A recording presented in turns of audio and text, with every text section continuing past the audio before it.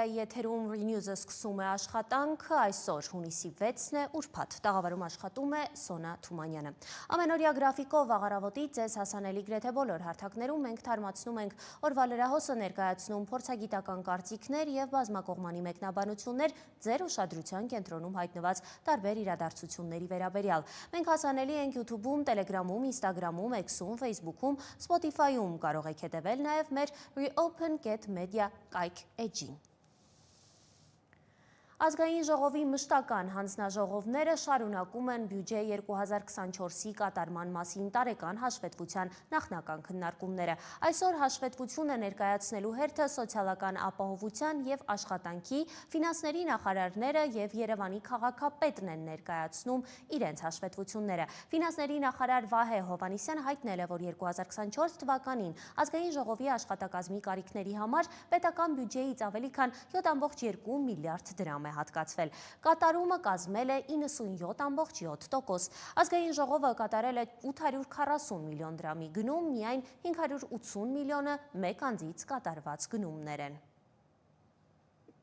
Հարգելի նախագահներ, հարգելի գործընկերներ, ես հերթականությամբ ներկայացնեմ բոլոր մարմինների կատարողական ցուցանիշները։ Այս տարի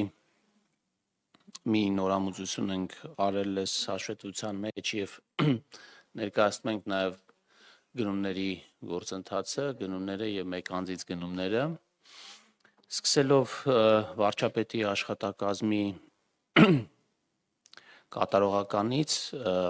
պետք է ասեմ, որ 24 թվականին ընդհանուր գումարը կազմել է 21 միլիարդ 600 միլիոն դրամ։ Վարչապետի աշխատակազմը իրականացնում է 11 ծրագիր եւ նախնական պլանով հաստատվել է 51 միջոցառում, այնուհետև իրականացվել է 63 միջոցառում, ծրագրի կատարողականը եղել է 93,1%,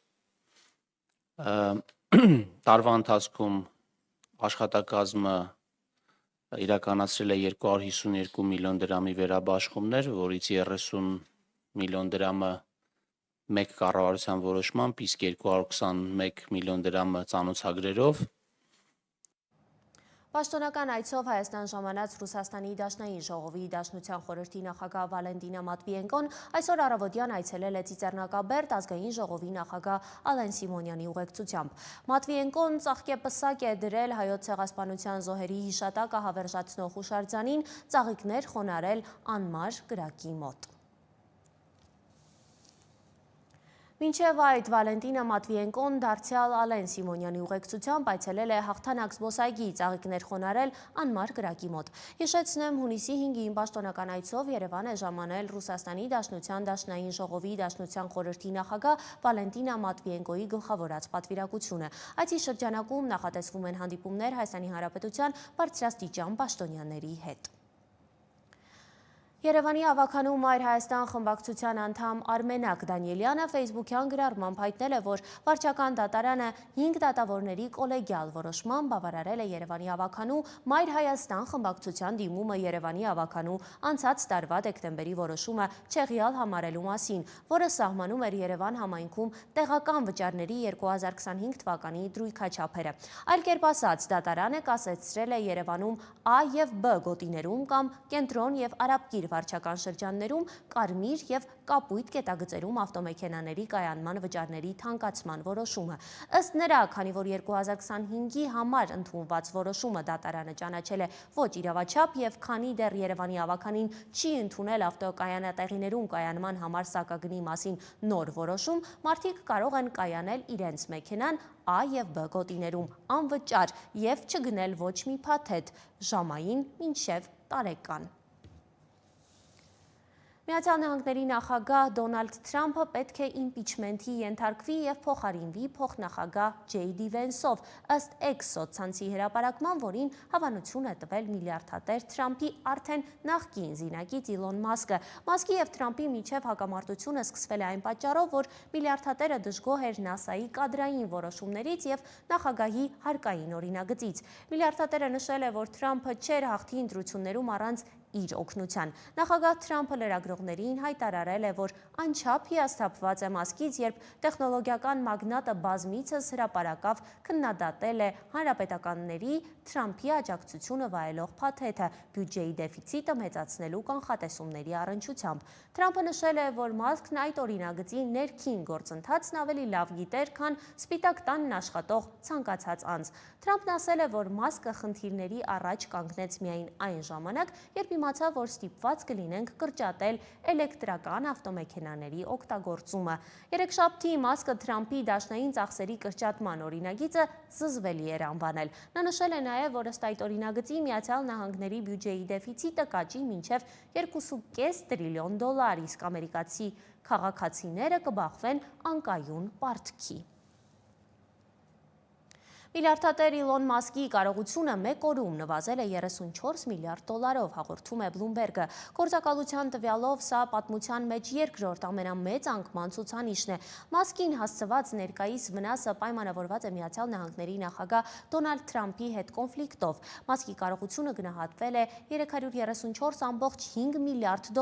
ինչը նշանակում է, որ նա դեռևս առաջին տեղում է աշխարհի ամենահարուստ մարդկանց ցուցակում։ Վնասը կարող է զգալիորեն մեծանալ, երբ Միացյալ Նահանգների նախագահը խզի Մասկի կառավարական պայմանագրերը, զրկելով Տեսլային և SpaceX-ին եկամտի մի մասից։ Միլիարդատերը Թրամփի նախագահական ժամկետի առաջին ամիսներին ուներ գրեթե $500 միլիարդ։ Հունիսի 6-ին վաղ առավոտյան Հայաստանի Հանրապետության վարչապետը շարունակել է հոգևոր թեմաներով ֆեյսբուքյան գրառումները։ Այս անգամ նա մեջբերել է ևս մեկ սաղմոս, որտեղ նշվում է, որ եթե կուսագրոնը ամուսնանա կամ կնոջ հետ ապրի, չի կարող եկեղեցական պաշտոն զբաղեցնել։ Հիշեցնեմ, որ նախորդ 5 օրերին նա պահանջում էր մայրաթոռից հայտնել ամենայն հայոց կաթողիկոսը զավակ ունի, թե ոչ։ Այսօր մեկնարկում է Երևանի միջազգային բալետային փառատոնը։ Փառատոնի նախապատրաստական աշխատանքների, ինչպես նաև արտիստներին հյուրընկալելու վրա ծախսերը գրեթե $597 միլիոն են արժեցել և 16 օր նախապատրաստական աշխատանքներ են տեղի ունեցել։ Այսօր և վաղը ելույթ կունենա Մոսկվայի Բոլշոյ թատրոնը լեգենդար Ժիզել և գալա բալետ ներկայացումներով։ Բոլորս էլ մեր մտքում քարտեզի վրա ցանկալի ուղղությունների տասնյակ ունենք վստահաբար, իսկ եթե մտածենք, արդյոք մեր զբոսաշրջիկներին գրավում են Գառնին, Գեղարդը, Տոլման կամ Հանրապետության հրապարակը, գուցե ցայտնոտի մեջ ընկնենք։ Ես անձամբ կարծում եմ, որ մեր հյուրընկալությունը և անվտանգությունն են գրավում զբոսաշրջիկներին, բայց Տուրիզմի ֆեդերացիայի նախագահ Մեխակ Ապրեսյանի վերլուծությունները կարծես թե հակառակն են փաստում։ Ծովափնյա հանգիստ, թե բացահայտումներ հանրապետության տարածքում արձակուրդներին ընդառաջ վիճակագրությունը Renews լրատվականից ռեպորտաժի տեսքով ենք ներկայացնում։ Հայաստան եկող զբոսաշրջիկների թիվն էլի նվազել է։ Քովիդից հետո միայն 2023-ին էր հաջողվել հաղթահարել 2019-ի շեմը, նշում է Տուրիզմի հայկական ֆեդերացիայի նախագահ Մեխակ Ապրեսյանը եւ ավելացնում. դրան նպաստել է ռուսների եւ ուկրաինացիների մեծ հոսքը։ Բայց 2024-ին 2023-ի համեմատությամբ մոտ 5%-ի նվազում կա։ Նվազել է նաեւ 2025-ի հունվար-մարտ ամիսներին նախորդ տարվա նույն ժամանակահատվածի համեմատ շուրջ 11%-ով։ Շատ ոգևորվեցինք կորոնավիրուսից հետո այդ վերականգնման գործընթացով, այսպես այցելությունների, զբոսաշրջային այցելությունների այսպես դինամիկ աճով եւ ըստ էության մեզ մոտ գների, ես կասեի, անհարկի բարձրացում տեղի ունեցավ։ Համակարգի բարելավումը կառավարության նոր որոշմամբ է պայմանավորում Ապրեսյանը, ասում է նախագիծ են ներկայացրել էկոնոմիկայի նախարարություն, հավանության է արժանացել, պիտի դիմեն կառավարություն, որ հարկային քաղաքականությունը բարելավի։ Սա միակ պատճառը չէ, որ զբոսաշրջիկները չեն շտապում նախկին տեմպերով Հայաստան այցելել։ Անվտանգության խնդիր կա, երկրի ներսում չէ, սահմանների մոտ։ Հայաստանը դեռևս եվրոպական, ամերիկյան, ճապոնական, մեզ համար շատ կարևոր նպատակային շուկա հանդիսացող երկրների արտաքին գործերի նախարարությունների պաշտոնական ինտերնետային կայքերում ներկայացված է կարմիր սահմանագծերով։ Այն է ոչ այնքան անվտանգ երկիր։ Ստացվում է ըստ Ապրեսյանի մի շարք երկրների կառավարություններ հորդորում են իրենց բնակիչներին չգալ Հայաստան։ Գալու դեպքում էլ հեռու մնալ զբոսաշրջային ակտիվ Սյունիքի կամ Տավուշի մարզերից։ Ըստ վիճակագրության 2024-ին Հայաստան ամենաշատը եկել են Ռուսաստանից 937.823 մարդ։ Իսկ որտեղ են ցանկանում հանգստանալ մեր քաղաքացիները։ Տուրմենեջեր Լուսինե Դավթյանի խոսքով զբոսաշրջության համար ակտիվ համարվող այս սեզոնին բնակչության համար առավել նախընտրելի են ծովափեր ունեցող երկրները։ Եգիպտոս, Մոնտենեգրո, Կիպրոս, Էմիրություններ, երբեք չի զիջում իր դիրքերը, Մալդիվյան կղզիներ եւ այլն։ Տուրիստական գործակալության աշխատակիցն ընդգծում է, որ զբոսաշրջիկների մեծ հոսք կա դեպի Եվրոպա, բայց սրան խոչընդոտում են դեսպանատների մերժումները։ Բոլորը ցանկանում են տեսնելով տոմսերի մաչելի արժեքները գնալ, բայց դեսպանատները արհեստականորեն ստեղծում են շատ խառնաշփոթ իրավիճակ, որը որ շատ վատ է անդրադառնում։ Հիմնական մերժումներ կարող են լինել այնպիսի մարդկանց, ովքեր ունեն այստեղ մշտական գործ, բավականին լավ եկամուտ, սեփականություն ու մեկ էլ շատ անհիմն մերժում։ Առավել տպավորիչ են ներքին զբոսաշրջության տվյալները։ 2023-ի համեմատ 2024-ին գրանցվել է 23% աճ։ Հարցված քաղաքացիներից շատերն այս տարի եւս պլանավորում են հանգիստն անցկացնել հայրենիքում։ Երևի թե Հայաստանում կհանգստանամ, Սևան եմ գնալու, տենց եմ նախատեսել։ Եթե ես գնալ լինեի, անպայման Հայաստանում կմնայի, չեմ գնա դուրս, բայց այս տարի ընդհանրապես ոչ միտեղ չեմ պլանավորել գնալ։ Ես Գյումրի կուզենայի գնայի, որտեղ ես այնտեղից եմ։ Ես Գյումրից շատ եմ սիրում, ես գյումրեցի չեմ։ Բայց ինք որ մնաց Գյումրի, ես էլ հետը կգնամ։ Յուրականում։ Հունաստան, Գրեցիա, մեկ է Դուբայ, Արաբսկի Էմիրատը։ Ես նախատեսել էի Հայաստանում, բայց արդեն հուլիսից հետո։ Ներքին զբոսաշրջության աճը խոստումնալից է, սակայն արտասահմանցիների հոսքի վերականգնումը պահանջում է ռազմավարական մոտեցում եւ վստահության ամրապնդում։ Մերի Դանիելյան, Գևորգ Սիանոսյան, Reopen Media։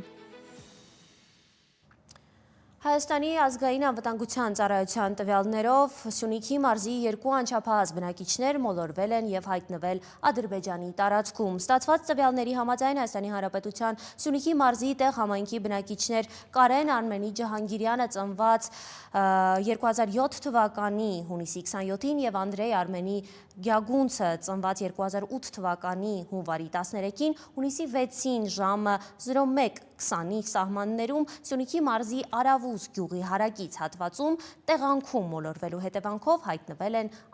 Ադրբեջանի տարածքում, հետագա զարգացումներին կհետևենք եւ կծանոթենք հավելյալ։ Այժմի համար նախատեսել էինք այսքանը, եթերում ենք լինելու ժամը 15-ին, դուք կարող եք հետևել Reopen Media-ի լրատվական բաժնի հոսքերին, YouTube, Telegram, Instagram, X, Facebook, Spotify եւ այլ սոցիալական մեդիա հարթակներում։ Մեր բոլոր հարթակների հղումները կարող եք գտնել ուղիղ եթերի նկարագրության հատվածում եւ կցված մեկնաբանության մեջ։ Մեր երիտասարդ թիմին աջակցելու համար դուք կարող եք նաեւ հանգանակություններ անել Reopen.media հարթակում Donate կոճակի միջոցով։ Տաղավարում աշխատեց Սոնա Թումանյանը, կհանդիպենք։